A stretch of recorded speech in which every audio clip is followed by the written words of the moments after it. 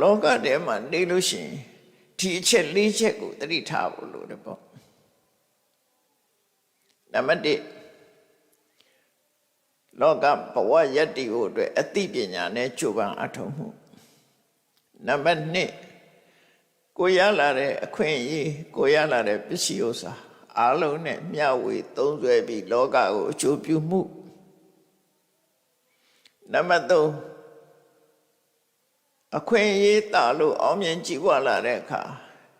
စိတ်တက်တည်တည်ငြိမ်ငြိမ်ထားပြီးတော့ဘဝမမြင့်ဖို့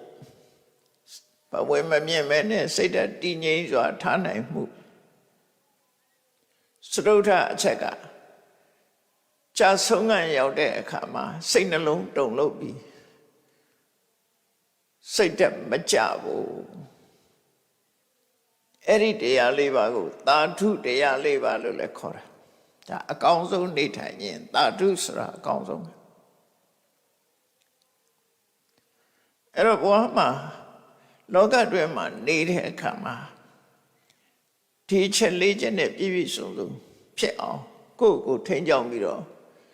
နေရမယ်ဆိုတာဒါမှတ်သားတဲ့နဲ့ပေါ့နော်